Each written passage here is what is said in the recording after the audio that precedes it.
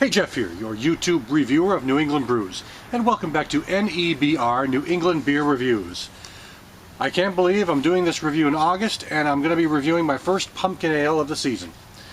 Well, October isn't that far away when you think about it. The harvest season, at least in New England, really happens in August and September, even as early as July in some parts of the state. So I guess pumpkins are becoming available pretty quick here. So this is the Long Trail Imperial Pumpkin from their Brewmaster series, which they've renamed the Brush and Barrel series. The ABV on this is 8.0% ABV. Now, the reason they've renamed this, I think it's going to be the same brews that they've brewed in the Brewmaster series in the past. However, what they want to do is focus on the artwork that you can see on the label, as well as the beer. So brewing is an art. I guess that's how I interpret it. And so they want the artist to reflect the brew that their artwork is showing on the label. So in this case, the artist's name is Jess Polanchik, and it comes with this little flip-off thing that gives sort of a description of who she is. It says here that she's an illustrator from Cambridge, Vermont, who draws most of her inspiration from the wooded hills of the Green Mountain State. Her work revolves around the forest and its inhabitants, often incorporating surreal or fantastical imagery, and then it gives her website, which is www.polanchik.com. I'm not sure if I'm pronouncing her name right, but anyway, I figured I'd add that in because I know most of the people who are watching this review want to find out more about the beer. But I figured it was pretty important for me to add that in as well. So, cracking open my first pumpkin ale of the year. I can't believe it. So anyway, let me give it a crack.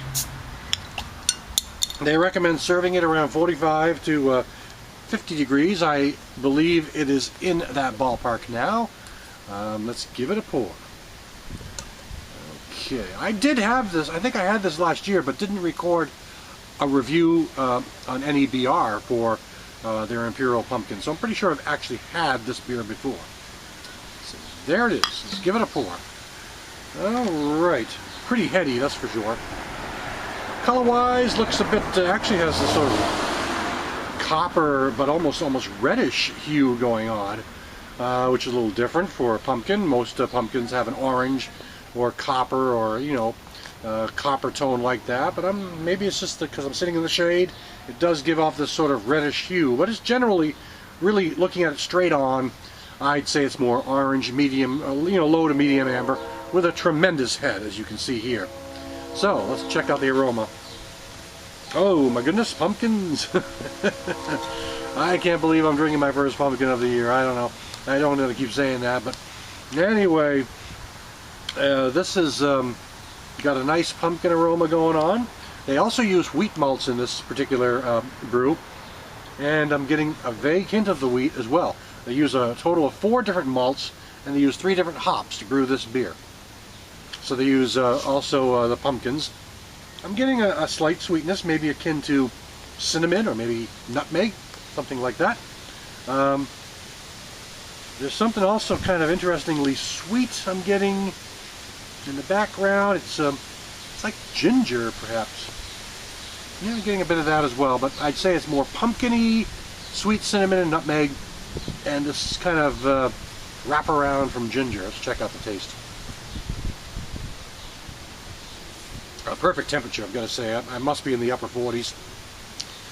Alright, the taste is nice, sweet, and pumpkin-y. There's that pumpkin flavor really roars in pretty well on the first sip.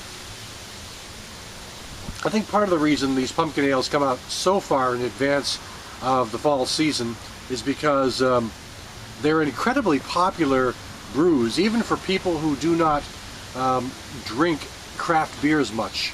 I'd say the pumpkin ales, it's been my experience, this is anecdotal, I have no hard statistics to back it up, but it's been my experience that a lot of my friends who like craft beer, they love pumpkin ales. It's just something they really like. They really can't get into some of the other types of brews and ales that I talk about on my program, but pumpkins though, they always look forward to those pumpkins. So it's a big selling ale at this time of year, and so I mean the brewers really want to try to make the best of it and try to, you know, meet the supply and demand. So they put out a lot of these pumpkins early enough before the season, so people can really start enjoying them right away. But that's a bit of a rant. I want to get back to the taste a bit, and again, I'm getting a decent sweetness. You know, the malty character is here. With the wheat is more noticeable in the nose than it is in the taste, but pumpkins, yep, getting plenty of pumpkin flavor in this. And the hops are balanced very well. They don't, there's a low bitterness. They don't penetrate the back of my throat that much, but they definitely bring out a slight balanced bitterness at the end.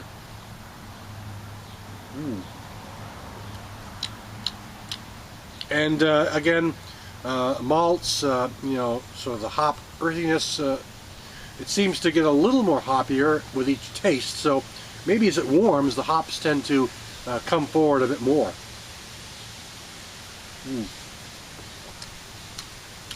Got a kind of a clove thing as well. While I noticed kind of the cinnamon and nutmeg on the nose, I guess I'm getting a little bit of it on the flavor, but it's more, I think it's more like allspice.